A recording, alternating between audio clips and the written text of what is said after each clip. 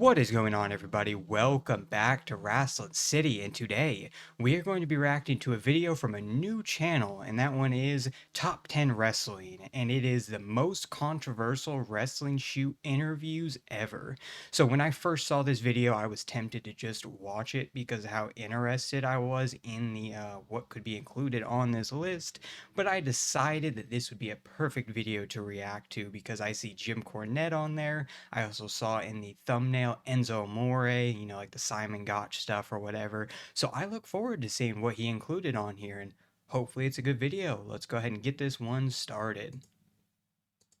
Right, so it seemed like you guys really enjoyed my video talking about some of the craziest wrestling shoot interviews. So I thought I'd come back for more with another 3 crazy Jim wrestling Cornette's shoot crazy. interviews or series of shoot interviews that were very controversial for very different reasons. Some more infamous than others, some you may have seen before or been recommended to watch before. Of course, if you're a wrestling fan, you have been recommended Simon Gotch buries Enzo Amore. I have seen that video so many times by now, but it never gets old because all he's doing is spitting facts throughout the entire video, basically. Video and subscribe, and let's just jump straight into it.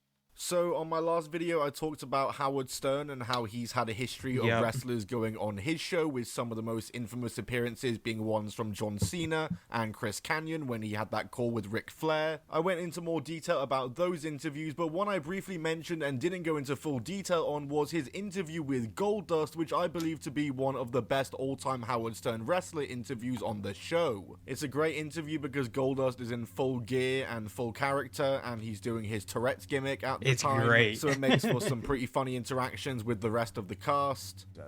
I went to the doctors.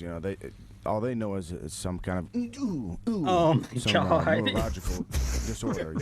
This does not age well. Who electrocuted you? How did this happen? Well, Randy Orton and this big guy, new up and coming guy named Batista. God dang! Hey, Crazy. Dan, you're on the air with Goldust. Hey, Goldust, I heard that you're a big and that you troll the Castro district in San Francisco for young boys. Oh, yeah, Oh, is that right? boy. Why don't That's you come true, down right? here and say that? And that you got electrocuted up your butt. Grand Canyon. Who? But Oh, I Goldust can't is in believe character this. once Howard Stern starts bringing up some more real stuff like the plane ride from hell, alluding to that, and his ex-wife. Then Goldust does start to speak a little bit more candidly, and you can tell he's kind of getting his real thoughts off, as he also seems pretty stun-locked and doesn't really know how to respond when Howard Stern brings up his participation in the plane ride from hell, like when he serenaded Terry Runnels, his ex-wife, allegedly. That's one of the famous stories from the plane ride of hell that Howard mentions to Goldust. Not in here. Oh, okay. So for those of you who don't know, the plane ride from hell was basically they took a plane ride from the USA, or maybe it was either UK to USA or vice versa. They were going to some international tour, and when they were on that plane ride, some crazy stuff happened. Brock Lesnar and Brock Lesnar, and I think it was Vince McMahon. Some people started fighting on the plane, and they almost hit the emergency exit button. Somebody's hair got, Michael P.S. Hayes, his ponytail got chopped off. They made a whole Dark Side of the Ring episode on this, and it is crazy. Well worth the watch. So if you don't know anything about this, I would recommend watching that. But Goldust, he was going through some serious issues at this time, some serious drug addictions. He was in the middle of a divorce, so it's weird for them to be getting into this topic when he is clearly trying to be in his gimmick at that moment, Weird stuff, but... Goldust, what about your personal life? You say you're divorced. Yeah. Did it happen as a result of you getting Tourette's? No. It didn't. No. This was not not Tourette's. This is not Tourette's. All right. Well, who I don't is think saying it's a good it's thing to Tourette's? talk about. We got I'm saying it. somewhere. Y'all are saying it's Tourette's. The WWE doesn't say it. No. What do you want to say? Can I ask Goldust about a story I heard about him? Go ahead. So I guess Was it about the Grand Canyon? no. Goldust was married, Yeah. and then they got divorced. Right. They got divorced, and I guess WWE here we go. was on a plane. The whole gang was on a plane, and his ex-wife was on the plane because I guess she's part of the gang. And Oh, you were married to a wrestler? No. Oh. but she was on the plane, right? Yeah. Okay, so I guess they served some alcohol on the plane, and Goldust had a couple drinks, and then he got a hold of the loudspeaker for the plane and started singing love songs. And then she got No, it wasn't upset. exactly like that. And then she got upset, and then they had to stop serving alcohol, and now they don't serve alcohol on those flights. Because of you, they can't serve alcohol. No, it's not my fault. No, booze. There's a lot more that went on that plane than that. Gold, this sounds like a painful topic for you. You Yeah. still in My love? ex-wife? Yeah, you still in love with her? No, I hate her guts. You do? Yeah, You have to pay her a lot of money? yeah. That's what drives you crazy, right? I mean, you have to take chairs to the head. He's electrocuted. You get electrocuted, and you have to give up all your money. Well, That I drives don't you know, crazy. but yeah, it does. I don't like them just talking about this so much. Well, I could see that this is a tough topic for you. I'm not talking about Tourette's. I'm talking about Your home life. your home life. So she wasn't a wrestler, but how long were you married?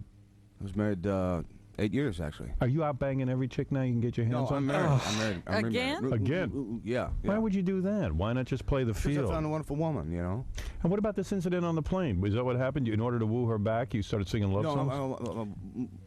Wasn't trying to woo her on the plane. In order to woo her Just back. having a good time, you know, and Right. What's wrong with singing love songs on a plane? Well, if you're Nothing. him. Love, look at the two of us. Yeah, And the the other thing I rest Yeah, heard you was can that tell he before is this behind accident, the mood. I'm just kind of riffing you off were with like, the I cast guess, in sort of character. gay. It's a very good Really? watch. And you used to have crushes Yeah, on leave a other like if you wrestlers. want Like to you had see a me crush do on a Razor full Ramon. video Wait a talking second. about Well, maybe I'm assuming the video has some sort of error during this because I don't know why it's doing all the double talking. So yeah, that's the original video.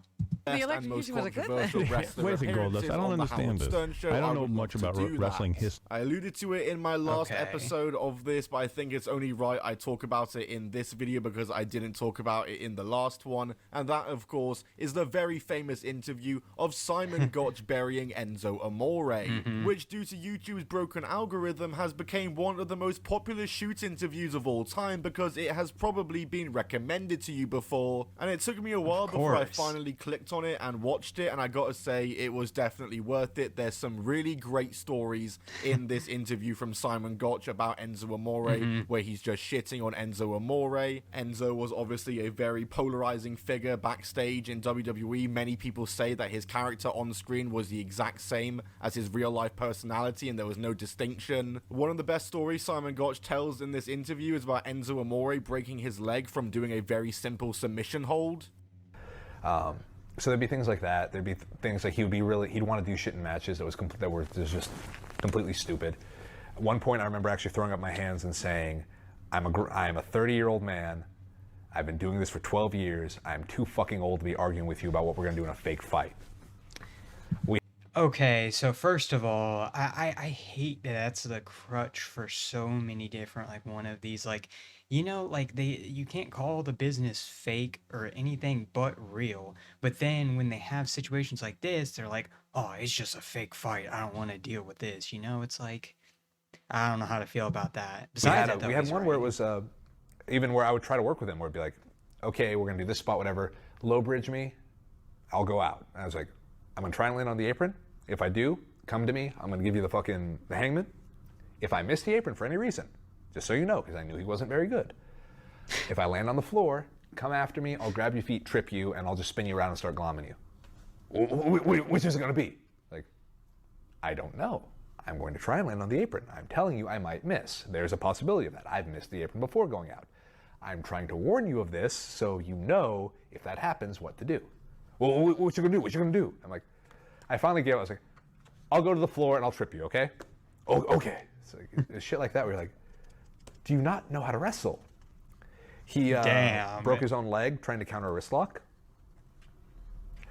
I didn't even know that. Yeah, when he was in the wheelchair on NXT TV, that's how it happened. He broke his own leg trying to counter a wrist lock. With He a blamed it on the wrist canvas being lock. loose. Which, okay, let's say the canvas is loose. I've wrestled on loose canvases before. You know how many ankles are broken? 0. So there was that. And my personal favourite bit and funniest part of this interview is Simon Gotch talking about how he questions Enzo Amore's so-called admiration for Dusty Rhodes, because there was apparently a time where Enzo Amore somehow thought that Kalisto, the former WWE luchador, was in the same era of wrestling as Dusty Rhodes, and they faced each other. But just to give you a level of his understanding of wrestling, you were interviewing Manny Fernandez earlier, correct? Yes. Okay. one of the guys who's an unsung hero of Pro Wrestling Iron is a guy named Frank Murdoch. He also worked under the name Frank Dalton. He used to do WCW B shows with Manny. Now, one day, we were sitting in the one of the conference rooms watching videotape, bullshitting with Bill. So it's like me, English, Sasha, Bailey, Enzo Cassidy. It's a bunch of like his classmates, Bill's class. NXT dudes, We're in there. And we're just telling different funny wrestling stories. And the story I had was that many years ago, when they were doing the WCWB shows, Manny and Frank had homesteaded this one random town. Manny had convinced this Mark car dealer to sell Frank a car. So he writes up a loan. He does all this shit under the name Frank Murdoch. The problem is Frank Murdoch doesn't exist. His name is Kelly New. But this guy's, he does it without ID. He does also because he's such a mark for Manny, and so he gives them a car. So one day, Manny disappears with the car, and Frank's like, well, my name ain't on it, I don't give a fuck. Right. So I tell this story. Enzo, who claims to be the hugest Dusty Rhodes fan in the world, Dusty's my mentor, all this stuff. Oh man, I can't believe Kalisto would do that. You could have heard a pin drop. Everyone just does the Raging Bull, Manny Fernandez, Dusty's tag partner, the guy who supposedly is your mentor. Oh, because Kalisto's name is Manny Rodriguez. Oh. And Enzo's the type of guy that would try to play that off like it was a joke and he knew. Right. But he legitimately knew nothing about wrestling. He seems like that guy who started watching wrestling in like 1998 and has never seen anything other than Raw. Yeah. Yeah, all-timer stuff. There's a reason this interview has been recommended so many times. Simon Gotch, I will say that his storytelling is very spot on. He tells entertaining stories for sure. And Enzo Amore later went on to respond to all of these. And apparently him breaking his ankle in the wrist lock, that story was actually true. He just, like Simon said, he basically said that stuff happens, the ring canvas is loose, it's bound to happen to some people, and I think that's a fair point, but the way he says it makes him sound like such an idiot. And I can see Enzo Amore as a person that, gets that type of stuff wrong with Kalisto, the Manny, the first name, and him acting like he meant to do that instead of just being like, oh, I messed up on first names. That doesn't shock me. It's a great interview, and I would highly recommend checking it out. And apparently, I didn't realize, but Enzo Amore has done a video back. Yep. Enzo Amore buries Simon Gotch, so maybe in the future I'll have to check that out. Like the video if you want to see that as well. And the final shoot interview to talk about, or shoot interviews, are the many ramblings of the Honky Tonk Man, I think I've who seen at these. a certain point in his career probably became more famous for his shoot interviews than his WWE career, as Honky Tonk Man is a very infamous shoot interviewee and has done many interviews all over, just shitting on many wrestlers and aspects of the business. And one of the people he's spoken about many times before is Bret Hart, and I think that's because Bret Hart kind of fired some shots at him first in interviews before. But the way Honky Tonk Man talks about Bret Hart is just so delusional and so incorrect, and there's even a point in an interview where Honky Tonk Man mocks Bret Hart's stroke, and that's a very infamous shoot interview that got a lot of controversy. So here's a few clips of Honky Tonk Man talking about Bret Hart, including the time he mocked his stroke at the end. Yeah, I haven't seen these. It was one of those things where even Bret Hart wouldn't. He was not going to do that job in Montreal. Right. I mean, it's just that simple. And that's 20 years later. He can say, "Well, I wasn't going to do it in Canada," but Bret, you're lying. You were not going to do that job. Period. Just like none of us would have. Nobody. Shawn Michaels wouldn't have done the job either. Nobody's going to. That's our mentality we had, and the kind of we didn't have those guaranteed contracts where go out and do this. You're going to get paid no matter what. Sure. That's the thing is these young guys, they have no facial expressions. Everything looks like a flat line, like this. And then they have no body movement. Exactly. Bret Hart got away with it because at least he had body movement. Bret didn't have any facial expression, but I mean, he was. And then eventually it became his gimmick because he was like the stoic. Right. So, but no, he was something, huh? Bret Hart did. Let me get to that. Let me get to Bret Hart real quick. This motherfucker does an interview. Like Jim Cornette. He does an interview and he tells people that I worked too soft. I wasn't stiff enough. That's the art form. I wasn't stiff enough. So I say this. Hey, Bret, if you had to work a program with somebody for the next 5 years, who would you want to work with? Me, who never hurt you, or Goldberg, who gave you one kick to the fucking head and gave you a seizure? Now, you tell me. Was it not a stroke? That's what it was. Totally put you out of business, Brett. Put you out of the business. But I work too soft for you. So I'm gonna guess there's some animosity here. Well, I mean, don't go tell somebody I work too soft and the guy that worked too hard kicked you in the head and ended your damn career. Yeah.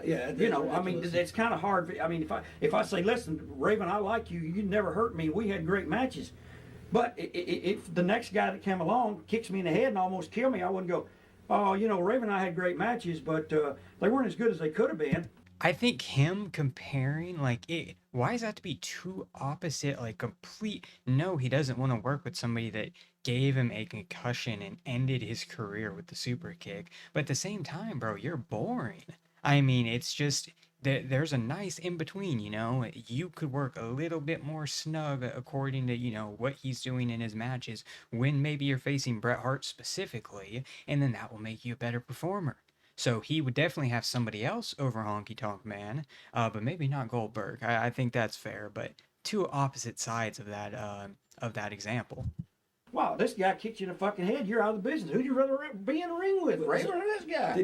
And I was always good friends with Brett. We had good matches together because I understood his style and I learned to adapt to what he did, which was the same thing every night. Kind of like Ric Flair, you know. Woo! Yeah, I always thought that was ironic that Brett healed on Rick for on Flair for doing the same thing every night, and then he did the same thing. I never got that. What do you remember about Brett from those days? I mean, what was he like? Like always, Brett's never changed. He's still the same. Most of us are still the same. We don't ever change. Those sideburns for are showing crazy. up late. He was, you know, that was the thing that he had told Bischoff one time when Bischoff interviewed him for coming to WCW. I do have one problem. I show up late. Brett will show up. I mean, if the show starts at 8 and he's in the main event and he's not going to go to the ring till 10, he'll show up at 9 or 9:30. I mean, it kind of puts a promoter in a situation. Gosh, is the guy going to show up? Well, he That's always fair. does show up. He never misses unless it's something extraordinary. Hard worker, dedicated. He has one match worked out that works for him very well, and he does that same match over and over again, much like Ric Flair. Mind you, he can do a lot of stuff, but he you know, he's at a point in his career where he didn't have to do a lot. He does the same match over and over. Very bland interview, I thought. He's always been that way. Most Canadian guys are that way. I don't know about most, but that's fair for him. Expression. Brett never showed any expression either in interviews or if a guy was stomping him in the head, he still had the same expression on his face. He was expressionless. Got a big push in the WWF for some reason that I don't know why. Great tag team. They had the Hart Foundation thing was good. Brett by himself, he was okay. He did okay. The numbers of him doing sellout business like Hogan did or Bruno or Superstar Billy Graham, you know, we'll leave that to the historians. Bret Hart was a good Intercontinental Champion. Yes, he was. Very one-dimensional. No interview skills. The expert of excellence, the technician of all technicians. And he says in an interview, he didn't like working with me because I didn't hit him hard enough. And I say, hey, Bret, who would you rather work with? Who would you rather have matches with for the next 5, 10, or 15 years of your fucking career? Thing? Me? Or Goldberg, who kicked you in the fucking head and gave you a goddamn stroke, and now you drag your foot around, you can't even get your dick hard. My left nut is fucked up from the stroke. Yeah, man, I don't know what Honky Tonk Man is even thinking, talking about Bret Hart like that. I mean, Bret Hart is just levels above Honky Tonk Man ever was in his entire career. But that's the business of wrestling. Not even interviews for you. Wrestlers love to lie. So yeah, guys, that's it from me on this video once again, talking about the greatest and most infamous wrestling shoot. Okay, yeah, that was another good video from Top 10 Wrestling, or I guess a good video, because this is the first one I've reacted to from him, but I'm assuming there's going to be some to follow after, because he has a lot of pretty cool videos. So I will put the original link to this video in the description, so go ahead and check that out if you want. And if you enjoyed this video, don't forget to drop a like, comment below if you think any of these went too far, like I did with the Goldberg Gold Dust getting interviewed by Howard Stern. That one went a little off the rails. You could tell he was they killed his vibe completely. And don't forget to subscribe to the greatest city in the world, Wrestling City. And that's about it. I will see y'all next time. Peace.